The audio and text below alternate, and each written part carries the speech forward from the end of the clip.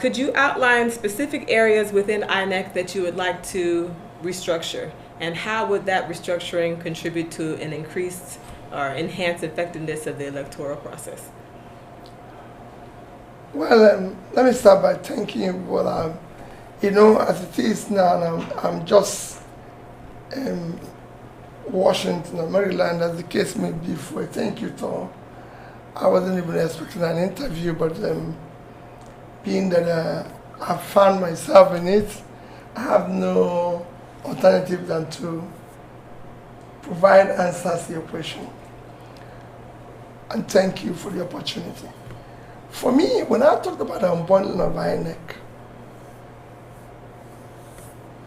specifically because it's specific areas, first is that the national body, as it is today, independent body, supposed to be, it is not entirely independent. It's today, you can call it an agency of the federal government, which it is what it is, but it requires to be totally independent in terms of its appointment of personnel and those that man it.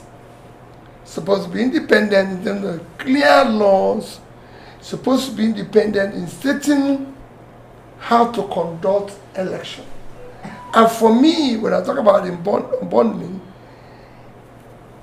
INEC at the national level, independent electoral commission national level, should conduct national election. At the state level, we should have a similar thing that conducts the state level elections. You don't have a national body in America that conducts the election for the various states. Do you have it? No. Thank you. So if we say we're practicing American presidential system of democracy, we should practice it the way it's supposed to be. So that we have a body at the state level that conducts the state election. The national body conducts presidential, Senate, and House of Representatives election. And the state body conducts the governorship, House of Assembly, and local government election. With that, you make it more effective. They are not even now trying to add local government election to INEC instead of having the state body. So instead of creating institutions and making them strong, we are bringing a unitary form of existence of institutions that should be evolved within the state level. Okay, thank you very much. Now, to further dive in more into that question, we talk about election results. What specific reforms do you believe are necessary to ensure that election results accurately reflects the will of the voters? And how do you propose the opposition should collaborate to achieve these reforms? Well, it's a very simple thing. It's already there in existence in the, call it rules, call it laws, call it anything that is it. When INEC was, even the chairman was going around the world preaching that everything will be real time, if I use his word, you know. So, this is not record science. It's happening globally. We're a giant of Africa. It's happening in other smaller countries in Africa where election results reflect the will of the people. And I don't think we need to do more than just having people who are determined to do the right thing. As President Tinubu's administration nears its one-year mark, you've been critical of some of its priorities and some things that they've done.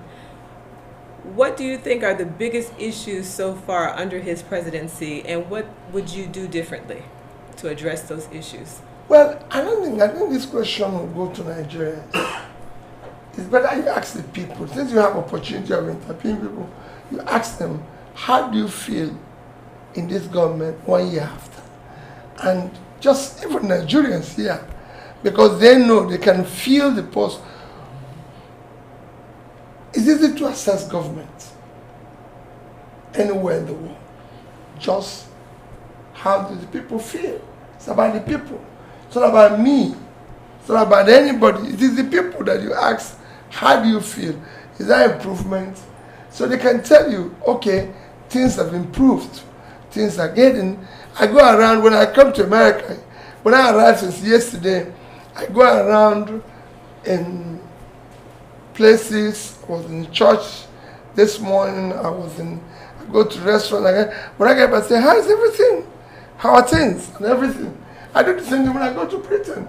How do you feel about this government? The people are the ones to give you an answer. If the people feel good, then it's good. People feel bad, then it is bad. So if you ask Nigerians this question, whatever they tell you is what is happening. So the assessment is not about me. Oh, listen, what I'm criticizing is things I found out that we're not prioritizing use of our resources. I think today Nigeria is not doing well in the critical areas of development. And resources should be channeled there. That's me. Fantastic. Thank you for that. Now, in reviewing recent examples of government overspending and governance missteps, such as the excessive delegates at the COPA 28 and the allocation of funds for residences, what is it that the Tinubu administration does not seem to grasp, or what would you advise them in terms of, managing resources better? How would you handle that? That's exactly what I just said before, that you need to cut the resources. You need to cut waste and be able to channel it to critical areas of development. Funds should go to health, education, and pulling people out of poverty. Yes, but they seem to know that already. That is something that's known. Why do you think it's not being implemented? It's obviously something that each government that comes. How will I know why it's not implemented? That's why I'm there saying we're on the wrong track. We're on the wrong track. We should be going this way, not this way. How do you respond to the recent statement by Mr. Atiku regarding a potential merger between the PDP and LP, and possibly supporting you as a candidate for as a Southeast candidate in the 2027 presidential election? Well, for me, I commend him, and I'm grateful for his statements, especially where he said he will support me if he goes to the Southeast. On issue of merger, coming together of parties, I always said, as long as any merger or any coming together is for a better Nigeria, for a new Nigeria, for governing properly, I'm for it. If it's just merger for election or state capture, I'm not part of it. I want to be part of anything. Like I always say, I'm not desperate to be president. I'm desperate to see Nigeria work, especially for the poor people, because we have a lot of potentials. So if the merger is to be able to govern Nigeria properly, unlock all those things that will make Nigeria a better place, I'm for it. It might be at party level, it might be at individual level, it might be at any level, but we must come together to be able to build a better Nigeria. Cohesiveness of political parties is something that's always very difficult to do. How do you envision, supposing this actually happens, how do you envision this potential interaction and collaboration? And the second question to that is, do you believe Mr. Atiku to be sincere in this request? Well, I cannot doubt his sincerity. Neither can I doubt them, but I've just told you, when you talk about cohesion, not coming together or cohesion not being possible and everything. For me, if the purpose is same, coming together is very easy. It is when we have a divergent or different purpose that it becomes difficult. If the purpose is the same, we are going to the same destination. We don't have any problem. Great. Now, but political parties, the PDP and the LP, I believe, have different mandates and different political beliefs. Having a cohesion of two... Quite frankly, I don't think any party in Nigeria are different from the other. Okay. It's just human being. Because I don't know anyone that have ideology that is different from the other, quite frankly. Wow. You know, so I think individuals, there are parties that have not reached that level of ideological differences. Okay. I don't hide. We're basically the same thing. Labor, we might have it in writing, but we have not achieved it in behavior. So, and since we have not achieved it in behavior, we remain the same.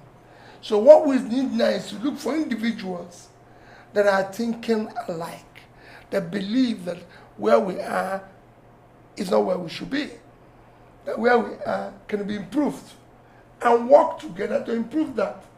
Because we can't be with our children, and Nigeria can be better.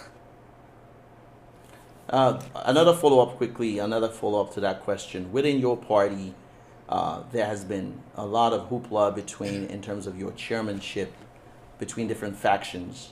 You have the Abui faction, and then you have the Lamidi faction. Now, that has obviously caused a fray in between both sides. I think we've found that. Yes. But there are still parties that believe that your party, the Labour Party, is not cohesively together.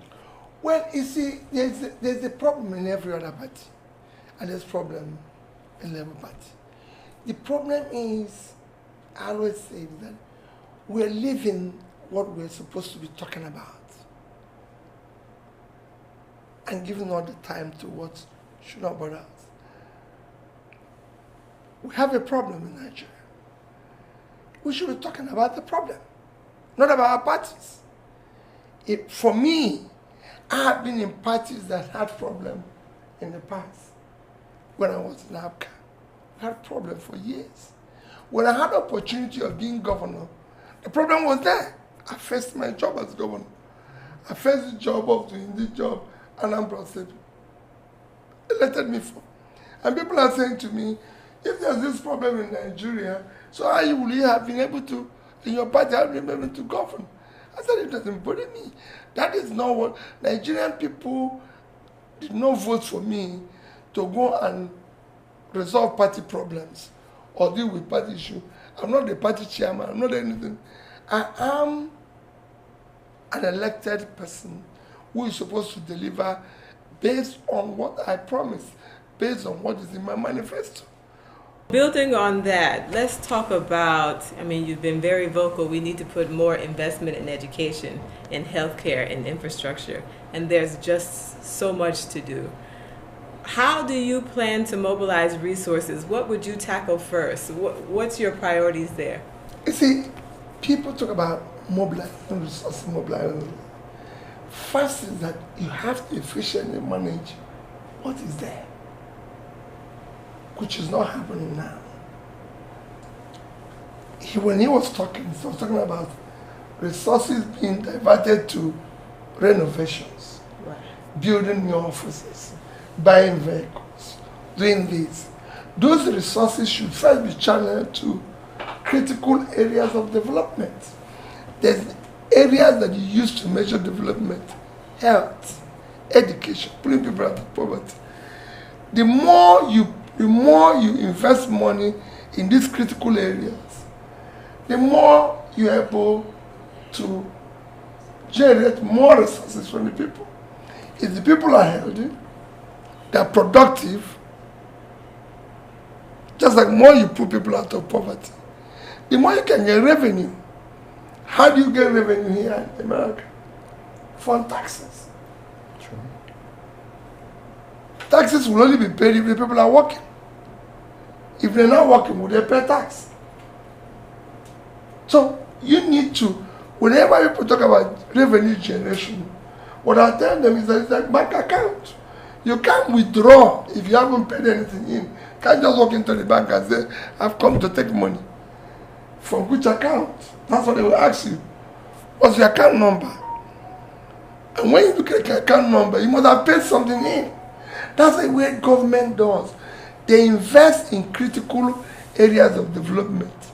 It's been proven that the more a society is, the more educated, the more developed. Same thing, if they're healthy, they're productive, people are working, you earn more revenue. In Nigeria, you can't go to my village, can't go to your village, can't go to everywhere and tell people who are unemployed. It doesn't happen anywhere in the world. So it is same thing. And this is something that has been done all over globally. So it is not that difficult to do it. So in all that you said, where do you start? Is it job creation? Is it education? Or simultaneously. You can't start in one. Okay. You just mobilize the resources and put in the three of them. And like you said, I have an opportunity to serve at the sub-national level. We're investing in health, we're investing in education, we're investing in pulling people out of poverty by creating rural roads and everything. We're not busy building mansions. We shut down our last lodge, Governor's Lodge in Abuja, shut down cost of governance, shut down in order to mobilize the resources to critical areas of development. Great. Mr. Obi, critics have accused you of not building schools during your tenure as governor of Anambra State. Can you elaborate on the initiatives that you implemented to improve the educational systems in Anambra during your tenure? And why do you think there's this misconception that's obviously being floated around? I actually built a lot of, they said building schools. I don't know whether building schools or building infrastructures in school. I don't know what they actually want. If you look at what I've done, I've actually built a lot of schools. But I don't need to answer that. If they read my manifesto, before I became governor, Anambra State was very low in education. In fact, schools were closed for 2 years. People did not go to school. We were low in rating. And while I was there, when I came, if you read my manifesto, what I told you now was areas where I said I'm going to deal with. And we moved from 20-something in number to number 1. Go and get, even today, go and get even cutoff point. Anambra is the highest. We're number 1 to today. You know, maybe what were the specific, what reforms that you implemented to achieve that you think that can? I don't know. I wish any of you are from Anambra State. I wish you are. So you call your town and I'll tell you what I did in your town in education. All the schools, we have about 500 secondary schools. Let me start with secondary schools. Okay. All the 500 secondary schools had what I can call, were computerized. We had buses. We had support in terms of teachers. We had generators to make sure they have light. Those who needed boreholes, we give them boreholes. There's nothing, I don't know how I will start to tell you. I visited all of them at least twice, physically. Look at the infrastructures. Look at what is happening with them. Ensure that they have things that is required for learning. And that's, I can go on and on. No school, as at the time, maybe it's happening now, no state, I can say categorically in Nigeria, where you were able to equip the schools the way we did. No state. No state will you say the schools had brand new buses too. No school will you say all the secondary schools had generator no place. When we bought our computers, desktop, everything from HP, which is still there, as at the time, they said no government in Africa have bought this quantity from them. In fact, the vice president for Africa and Middle East came the day we launched it they will give it away to schools. So there's a lot of improvement. We put internet in all the secondary schools. So it can go on and on. At university, I built a university college campus in a place called Ibariam from the scratch, cutting the forest. I built a teaching hospital from the fastest teaching hospital ever built in Nigeria was built under my tenure in 2 years from the scratch. It's today in Oka. You can go there. These are things you can see. They're physical. They're not promised and everything. When I started, we didn't have a state library. I built one. It's there in Oka. You can go and see it. And I can go on and on in areas where in health was the same thing. We didn't have one single school of nursing, midwifery, or school of health technology that was accredited. Today, we have over a dozen. They were all supported, accredited while I'm there. So you can go and, these are things that are, I'm telling you the things that are verifiable. You can go and see it. So when somebody comes and says, oh, you didn't build a secondary school. Why do I have to build a secondary school when there's secondary school all over the place that we are in bad shape and depleted, and I go and build a new one?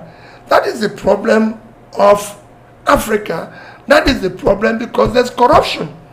Because people want to start their own. If you want, there's so many existing ones. Anambra is not a place where you go and say, oh, there's no secondary school. There are secondary schools all over the place. But they were in bad shape. Their structures, everything have collapsed. Things were not working. There's nothing. So I needed to rebuild them.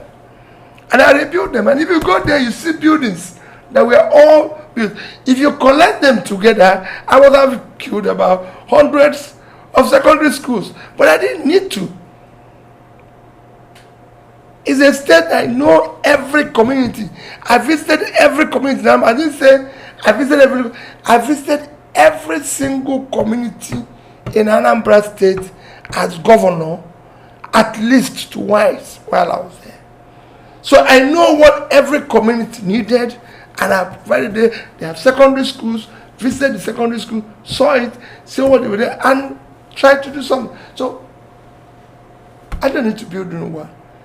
Fantastic. Even at that, there's some new ones that were set up while I was there, and I supported it, and I can show, and I can say, we did this in education. And to prove it, we became number one. If you go to the secondary schools today, they still tell you, Mr. Obi did this, Mr. Obi did this. And since I left over 10 years ago, it is still the same generator that I gave them that they have. It's still the same vehicles that I gave them. It's still the same. So, what else will I do? I just want to also just just hop back on what you were talking. You talked about what you've done in the past. Recently, you've been making a lot of inroads, talking about boreholes, about having them in multiple parts of the country. Where do you expect to find the funding for that, and why boreholes? Well, boreholes is not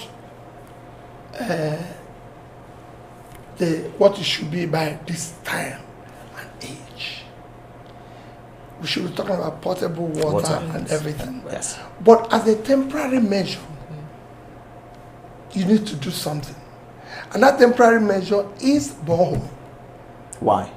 Because to do the other one takes time. The people can't wait for a long time. So whenever they talk about development, there's short term, medium term, long term. Short term is borehole. Then you can put small scheme, and then you go to large scheme, like it is here. So I'm talking about what can serve immediately. When you see people, when you go around the country and see people drinking, I don't know how to describe it, what you can imagine. Some people don't even have a tour. It's almost impossible. So you need to help them with borehole. And I've said I did what I call borehole challenge. I didn't say I'm going to do it. I did what I call education challenge. When I talked about these two things, and I need to describe it so you will understand. In Nigeria, when I found out during my tour that you need to give people water, because it's critical, and borehole is a short-term solution, and it cost me about 5 million naira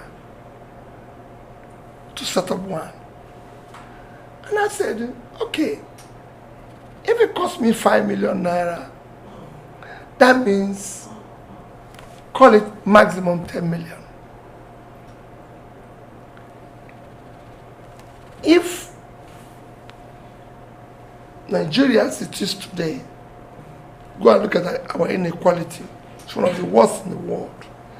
I believe that 1% of Nigeria population control about over 70% of the national wealth, which shouldn't be.